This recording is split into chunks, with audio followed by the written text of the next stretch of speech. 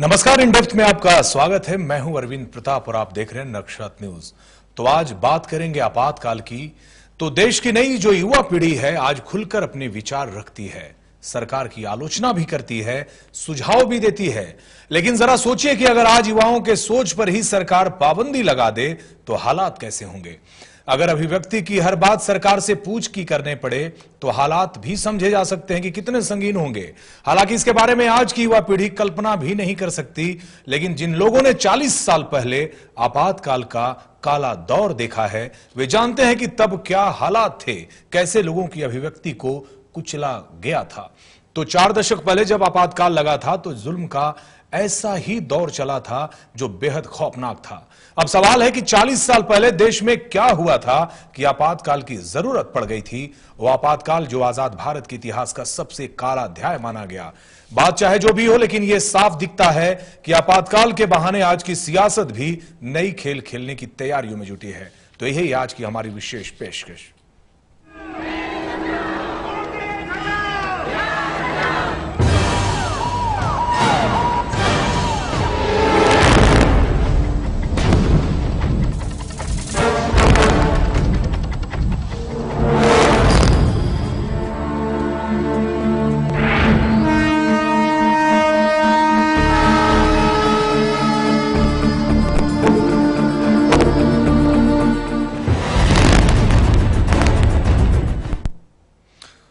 तो आपातकाल का वो दौर इतना खौफनाक और भयानक था कि कांग्रेस भी अब उसे भूल मानती है। लेकिन उस वक्त की बगावत जैसे हालात की दुहाई भी दी जाती है।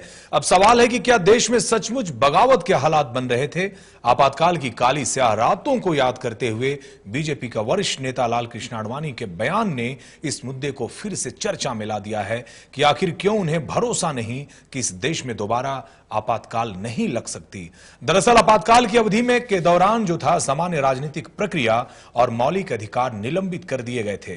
न्यायपालिका की जो शक्तियां थी उसे भी घटा दी गई थी। सरकार और दल की असीमित शक्ति प्रधानमंत्री के हाथों में केंद्रित हो गई थी। देखिए इस रिपोर्ट में।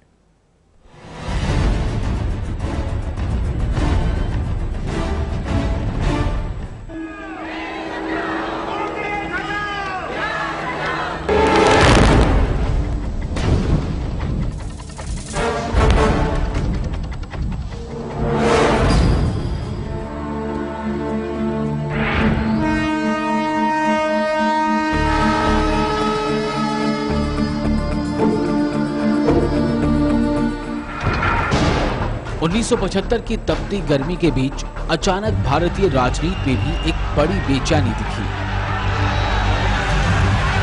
जब 12 जून को चुनाव में धांधली करने के आरोप में इलाहाबाद हाईकोर्ट ने इंदिरा गांधी को 6 सालों तक कोई भी पद संभालने पर लगाम लगा दिया, लेकिन इसके बावजूद इंदिरा गांधी टस से मस नहीं हुई और कोर्ट के इस फैसले को मानने से इनकार कर दिया और 26 जून 1975 को स्वतंत्र भारत में आपातकाल लागू करने का ऐलान कर दिया।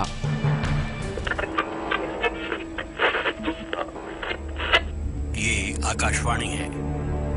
अब आप प्रधानमंत्री श्रीमती इंदिरा गांधी का राष्ट्र के नाम संदेश सुनिए। भाइयों और बहनों, राष्ट्रपति जी ने आपातकाल की घोषणा की है। इससे आतंकित होने का कोई कारण नहीं है। चुनाव स्थगित हो गए, नागरिक अधिकारों को समाप्त करके मनमानी की गई, आंतरिक सुरक्षा कानून के तहत राजनीतिक विरोधियों की गिरफ्तारी की गई, जयप्रकाश नारायण, अटल बिहारी वाजपेयी, जॉर्ज फर्नांडिस समेत लाखों नौजवानों को जेल में ठूंस दिया गया, जिसे 75 के नायक जयप्रकाश नारायण ने भारतीय इतिहास की सर्वाधिक काली अवधि का उपमा दिया। इसी क्रम में संपूर्ण क्रांति के नारे के साथ जयप्रकाश नारायण ने इंदिरा गांधी की सत्ता को उखाड़ फेंकने का बिगुल फूंक दिया। समय के साथ लोग जुड़ते गए और कारवां बनता गया। आपातकाल लागू करने के लगभग 2 साल बाद विरोध की लहर तेज होती देख प्रधानमंत्री इंदिरा गांधी ने लोकसभा भंग कर चुनाव कराने की सिफारिश कर दी। चुनाव में आपातकाल लागू करने का फैसला कांग्रेस के लिए घातक साबित हुआ और खुद इंदिरा गांधी अपने गढ़ रायबरेली से चुनाव हार गई। जनता पार्टी भारी बहुमत से सत्ता में आई और मोरारजी देसाई प्रधानमंत्री बने। संसद में कांग्रेस के सदस्यों की संख्या 350 से घटकर 153 पर सिमट गई। कांग्रेस को उत्तर प्रदेश, बिहार, पंजाब, हरियाणा और दिल्ली में एक भी सीट नहीं मिली और 30 सालों के बाद केंद्र में पहली बार किसी गैर कांग्रेसी सरकार का गठन हुआ, जो भारतीय इतिहास का एक अद्वितीय काल है। नवनीत सिंह, नक्षत्र न्यूज, रांची। तो आपातकाल की काली स्याह रातें आज भी जब याद आती हैं उन लोगों को जिन्होंने आपातकाल को झेला है, तो आज भी उनके रोंगटे खड़े हो जाते हैं, क्योंकि तमाम जो मौलिक अधिकार थे आपातकाल के दौरान वो बर्खास्त कर दिए गए थे, सीज कर दिए गए थे और लोगों के ऊपर दमन की एक नई परिभाषा लिख दी गई थी। तो हमारे साथ सहयोगी अशोक हैं, इनसे बात करेंगे और जानने की कोशिश करेंगे कि तब जब आपातकाल था और आज की तारीख में जब लोकतंत्र एक स्वर्णिम गाथा लिख रहा है पूरी दुनिया में भारत का, ऐसे में चीजें कैसे बदली हैं। अशोक, सबसे बड़ा सवाल यही उठता है, कल की तारीख में आपातकाल की बात कही जाती है, कई बातें हैं, कई मीथ हैं, कई सच्चाई है जो सामने आती रही हैं। अभी आडवाणी जी ने एक बयान दिया है, जिस तरीके से उन्होंने आशंका जताई है, अशोक क्या इशारा करता है उनका बयान? देखिए, आपातकाल लोकतंत्र के लिए वो भयानक, जिसको सोचकर आप घबरा जाते हैं। जिन लोगों ने आपातकाल देखा है उनके आपातकाल के शब्द सुनने के साथ ही उनके रोंगटे खड़े हो जाते हैं, वो सिहर जाते हैं। और आपातकाल में जिस तरह की व्यवस्था की गई थी और जो संवैधानिक अधिकारों का हनन किया गया था, उसके बाद से नाजीवाद, यूं कहें कि हिटलर शाही कहीं ना कहीं आगे आई और तमाम वो बंदिशें लगी जो लोकतंत्र में कल्पना नहीं की जा सकती है। और जिस तरह से लाल कृष्ण आडवाणी जो उन दिनों आपातकाल का विरोध करते थे और आपातकाल के बाद जब सरकार बनी मोरारजी देसाई की, उस सरकार में वो सूचना एवं प्रसारण मंत्री यानी अभिव्यक्ति के स्वतंत्रता की जो पहलू होती है उसके वो मंत्री बनकर आए और उन्होंने हाल में जो बयान दिया है मीडिया में, वो बयान कहीं ना कहीं ये डर पैदा करने वाला निश्चित रूप से बचकाना बयान भी माना जा सकता है क्या मौजूदा स्थिति में जो देश के हालात? देखिए, अब ये तो बीजेपी के अंदर की और सरकार के अंदर की, लेकिन विपक्ष को बड़ा मुद्दा मिल गया है ना। विपक्ष को निश्चित रूप से बड़ा मुद्दा मिला है, क्योंकि नरेंद्र मोदी की खिलाफत करने की अभी शायद बीजेपी के अंदर किसी की हिम्मत नहीं होती है। और ऐसे में जिस तरह जबकि हालात सामान्य हो, और ऐसे में आडवाणी जी ने जिस तरह का बयान दिया है कि आपातकाल की स्थिति हो सकती है, ये मैं नहीं कह सकता कि आपातकाल का इतिहास दोहराया न जाए। तो यानी कि कहीं ना कहीं इशारा प्रधानमंत्री नरेंद्र मोदी की ओर है कि जिस तरह से पार्टी में उनका एक छत्र राज चल रहा है, सरकार में उनका एक छत्र राज चल रहा है, तो इससे कहीं ना कहीं उनको आपातकाल की बू आती है, जो एक तरह से कहें उनका इशारा हिटलर शाही की ओर है, जो पूर्णतः जो शासन पर कंट्रोल होना चाहिए वो कंट्रोल नरेंद्र मोदी ने बना रखा है। चलिए, कई वर्षों से हाशिए पर चले आ रहे आडवाणी जी के लिए बयान क्या कुछ मुसीबतें खड़ी कर सकती है अशोक?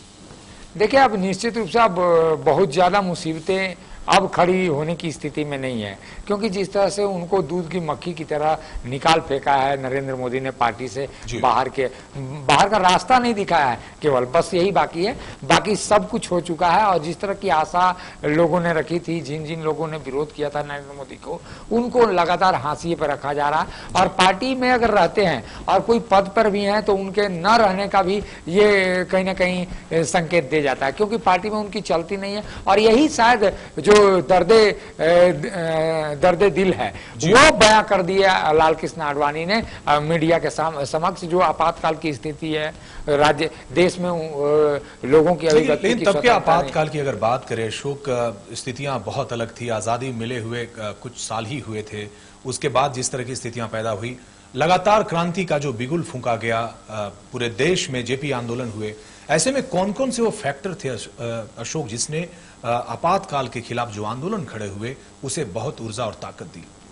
देखिए, अभिव्यक्ति की स्वतंत्रता निश्चित रूप से बड़ी चीज होती है, और आम आदमी को जब बोलने का अधिकार नहीं होगा तो ये पूरी तरह से राजतंत्र में बदल जाएगा। और राजतंत्र कहीं ना कहीं नाजीवाद के जो प्रशंसक रहे हैं और नाजीवाद के अनुयायी हुए हैं, उनकी ओर कहीं ना कहीं जाता हुआ सत्ता दिखाई देगा। और यही कारण है कि निरंकुशता सत्ता की बढ़ती जाएगी, और सत्ता की निरंकुशता बढ़ेगी तो आम आदमी की यहाँ पर ताकत कम होगी, और आम आदमी को जो संविधान में अधिकार है उनका कहीं ना कहीं अभिव्यक्ति की स्वतंत्रता का भी हनन होगा। और जिस तरह की आपातकाल की स्थिति थी, उन दिनों चुनाव पर रोक लगा दिए गए थे, न्यायपालिका के अधिकारों में कटौती की गई, सारे मौलिक अधिकार कुचल दिए गए, मौलिक अधिकार समाप्त हो गए थे। तो ऐसे में ये कहा जा सकता है कि आपातकाल वो लोकतंत्र पर धब्बा है जो जिसकी कल्पना आप नहीं कर सकते हैं, और आम आदमी यही दुआ कर सकता है लोकतंत्र में कि फिर वो दिन लोगों को देखना नसीब नहीं हो,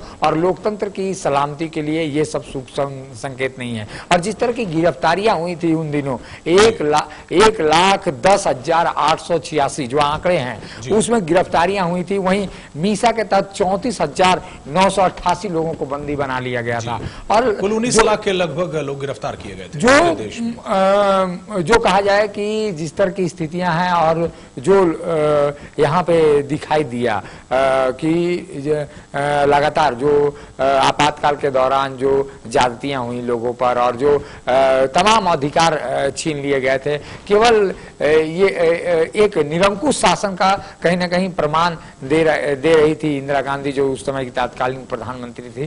तो ये सत्ता की निरंकुशता है, और लोकतंत्र कहीं ना कहीं यहाँ पर समाप्त होता हुआ दिखाई देता है। तो ऐसे में ये कह सकते हैं कि आप फिर ऐसी पुनरावृत्ति नहीं हो। और जिस तरह से आपने पहले भी कहा कि आडवाणी जी की ये बातें, आडवाणी जी की बातें, ये भले ही आप माने या ना माने कि लोकतंत्र की यहाँ अभिव्यक्ति की स्वतंत्रता नहीं रोकी गई है, लेकिन पार्टी के अंदर, बीजेपी के अंदर लोकतंत्र की अभिव्यक्ति शायद अभी नहीं है। और यही कारण होता है कि तमाम जो सांसद हैं वो पीएम के खिलाफ कुछ बोल नहीं पाते हैं। जो सत्ता जिस तरह से चल रही थी, जिस रास्ते चल रही है, उस रास्ते का विरोध नहीं कर पाते हैं। और तमाम जो अधिकार अभी अधिकारियों को दिए गए हैं, जिस तरह का बर्ताव अधिकारी नेताओं के साथ कर रहे हैं, और जो केंद्रीय सरकार में हो रहा है, उसकी वानगी प्रस्तुत की है। यूं कहें कि एक इशारा किया है, संकेत किया है लाल कृष्ण आडवाणी ने कि अब सत्ता निरंकुश हो चुकी है, और प्रधानमंत्री की ओर उनका ज्यादा ही इशारा है।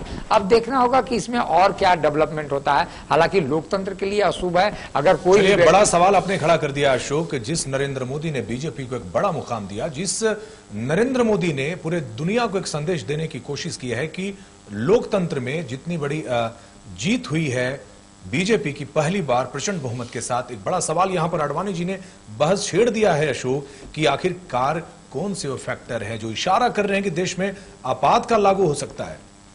देखिए, आपातकाल देश में लागू हो या ना हो ये अलग बात है, लेकिन पार्टी के अंदर जरूर आपातकाल है जी। पार्टी अगर बीजेपी के अंदरूनी राजनीति को आप देखेंगे, ये इशारा भले ही सुर्खियां बटोरने के लिए आडवाणी जी ने मीडिया के माध्यम से लोगों को बताया है कि आपातकाल वाली स्थिति हो सकती है, लेकिन अभी जो हमारा लोकतंत्र है इतना कमजोर नहीं हुआ है कि एक बार फिर उसकी पुनरावृत्ति उस काले अध्याय की हो। चलिए, समय की मांग थी, वो जमाना अलग था। आज की तारीख में जो युवा शक्ति है देश की इतनी जागृत हो गई है, इतनी बौद्धिक हो गई है कि शायद उस इतिहास को आज की तारीख में हिंदुस्तान में नहीं दोहराया जा सकता। लेकिन कई सवाल हैं, उस जवाब को ढूंढने की कोशिश फिर से करेंगे, लेकिन लेंगे यहां छोटा सा ब्रेक।